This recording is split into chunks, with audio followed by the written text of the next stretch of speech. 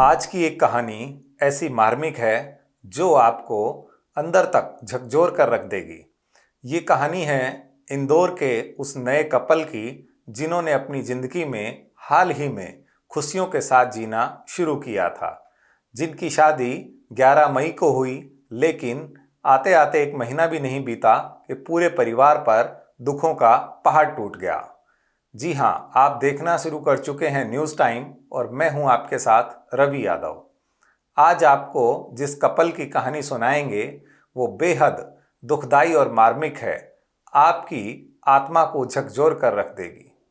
ये कहानी है एक ट्रांसपोर्ट व्यापारी जो इंदौर शहर में रहता है, नाम राजा रघुवंशी। उनकी शादी 11 मई को होती है। जिनसे शादी हुई उनका नाम है सोनम। सोनम से उनकी शादी होने के बाद 8 से 10 दिन दोनों अपने परिवार में खुशी खुशी जो है वो समय बिताते हैं। लेकिन धीरे धीरे धीरे जब एक हफ्ता होता है और सारी रस्में पूरी हो जाती हैं तो ये दोनों परिवारों के जो बच्चे हैं वो अपने बड़ों की सहमति के बाद हनीमून का प्लान बनाते हैं। 20 मई को ये दोनों नए शादीशुदा बच्चे इंदौर से एक कनेक्टिंग फ्लाइट लेते हैं जो बेंगलोर तक होती है। बेंगलोर से दोबारा से एक फ्लाइट पकड़कर वो पहुंचते हैं गुवाहाटी और वहां पर जो एक बड़ी पीठ है माता की, कामाख्या देवी, वहां माता के दर्शन करते हैं। और उसके बाद कि ये लोग बिना प्लान के पहुंचते हैं, वो पहुंचते हैं मेघालय की राजधानी शिलोंग में। शिलोंग एक ऐसा एरिया, ऐसा क्षेत्र जहां हर कोई जाना चाहता है। क्यों? क्योंकि ये बेहद ग्रीनरी भरा और खूबसूरती वाला क्षेत्र है। आपने चेरापूंजी सुना होगा, वो बिल्कुल इसके साथ लगता है। चेरापूंजी जहां पूरी दुनिया में सबसे ज़्यादा बारिश होती है। और इसी तरह की वादियों को देखने के लिए कपल जो है वो शिलोंग पहुंचता है और इसकी सूचना वो अपने परिजनों को देता है।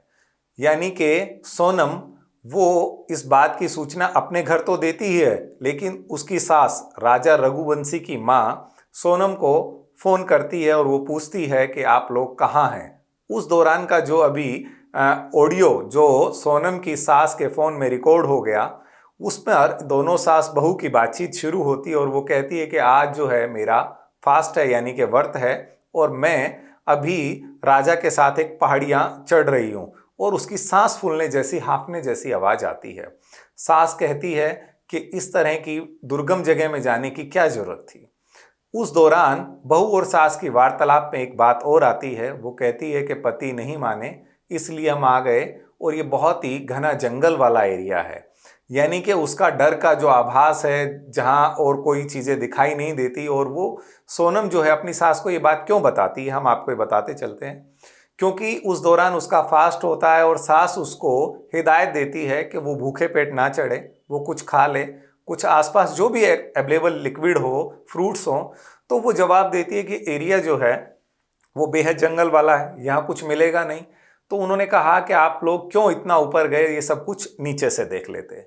लेकिन वो मजाक में सास कहती है कि लगता है कि आपको कहीं ना कहीं चढ़ने में सांस फूल रहा है, तो हम बाद में बात करेंगे। ये बात 22 मई को दोपहर 1:30 बजे सास और बहू के बीच होती है।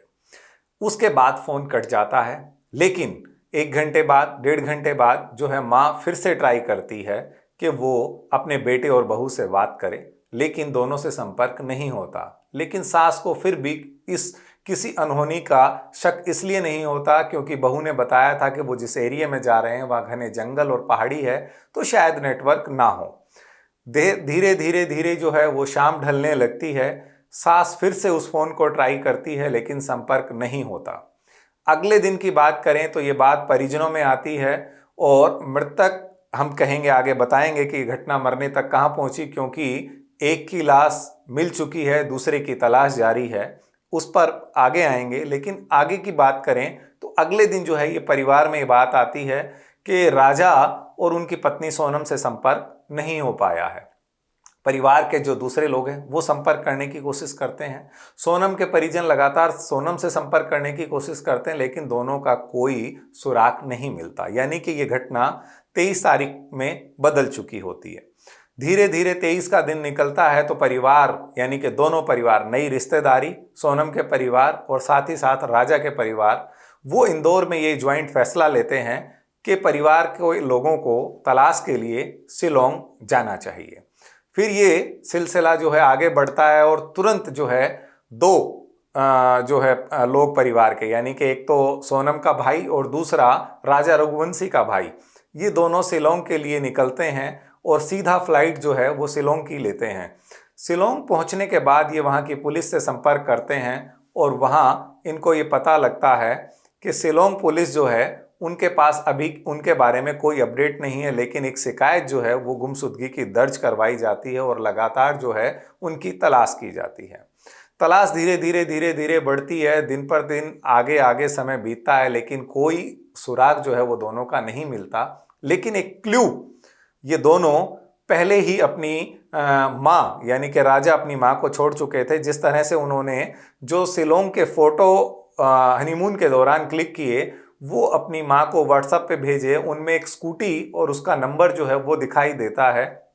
उस स्कूटी के रजिस्ट्रेशन नंबर को वो शिलोंग पुलिस के साथ शेयर करते हैं, जिसके बाद ओनर का पता लगता है और पुलिस ओनर से डिटेल पूछती है कि स्कूटी किसने और कहाँ रेंट पे ली। तो इनकी दोनों की यानी कि पहचान पत्र, आईडी और लाइसेंस मिलता है और पता लगता है कि राजा ने अपनी पत्नी के साथ ये स्कूटी एज ए टूरिज्म करने के लिए, घूमने के लिए, आउटिंग के लिए ये स्कूटी ली थी। तो और जो है इसकी चिंता बढ़ जाती है, कोई घटना दुर्घटना हैपनिंग क्या होती है, और वो लगातार जो है सर्च अभियान शुरू होता है। तो शुरू होते होते पता लगता है कि राजा की स्कूटी एक सुनसान जगह में मिलती है जिसकी चाबी स्कूटी के अंदर मौजूद होती है, लेकिन फिर भी दोनों का कोई पता नहीं लगता। इसके दौरान ये मामला मीडिया में आता है और सरकार और पुलिस पर यानी कि मेघालय की सरकार पर दबाव बढ़ता है और इसके लिए एसडीआरएफ, एनडीआरएफ और जो लोकल टूरिस्ट गाइड हैं उनकी मदद लेके, ड्रोन की मदद लेके सर्च अभियान को तेज किया जाता है। सर्च अभियान जैसे ही तेज होता है तो 2 जून को एक 150 फीट की गहरी खाई में एक डेड बॉडी मिलने की सूचना आती है और वो डेड बॉडी ऐसी सूरत में होती है, छत विसत शव है जो किसी को पहचानने में नहीं आ रहा था।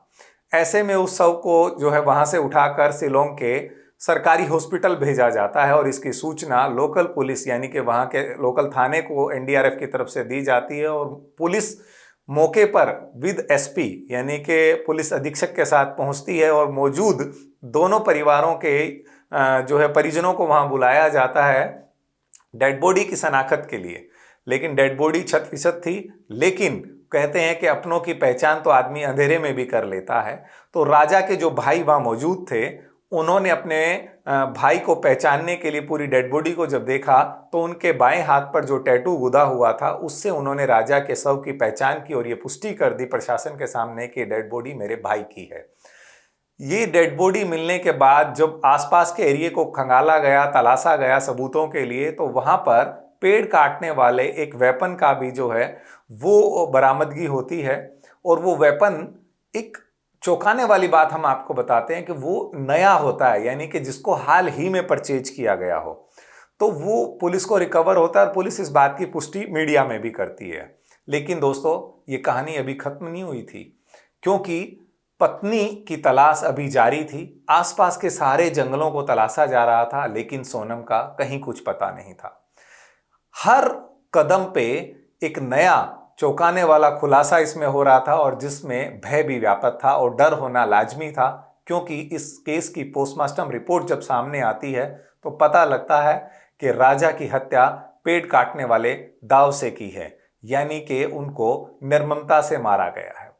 अब राजा जो है उसका पोस्टमार्टम हो चुका था और परिजन उसका शव लेकर इंदौर पहुंचते हैं और परिवार पर दुखों का पहाड़ टूटता है।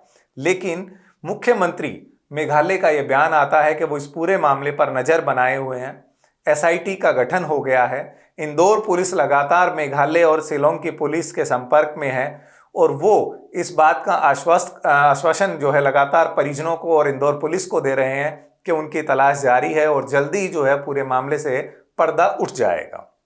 परिजनों का ये कहना है कि उनको शिलोंग पुलिस की जांच में बेहद सुस्ती और लापरवाही दिखाई देती है। उनकी मांग है कि इस मामले की जांच अब सीबीआई को सौंपी जाए ताकि सच्चाई सामने आ सके, क्योंकि मृतक के भाई की यदि बात करें तो उन्होंने डेड बॉडी को देखने के बाद कहा कि उनके भाई के जो हाथ में शादी की रिंग थी वो नहीं है, उनका पर्स नहीं है और उनके गले में पड़ी सोने की चेन भी गायब है। यानी कि उन्होंने इस पूरे मामले में लूट की आशंका भी जताई है। साथ ही साथ परिजनों का ये कहना है कि जहां ये घटना घटती है वो एरिया जो शिलोंग का जंगल वाला एरिया है, वो एरिया बांग्लादेश के बॉर्डर से सटा हुआ है।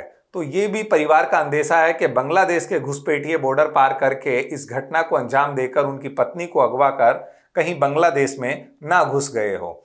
ये मर्डर मिस्ट्री अब उलझी हुई है। ऐसे में देखना ये होगा कि शिलोंग पुलिस अपनी एसआईटी से इस बात पर कब कितना समय और लेगी और पर्दा उठा पाएगी, क्योंकि लगातार जो है शिलोंग पुलिस जो है इसमें कोशिशें कर रही है।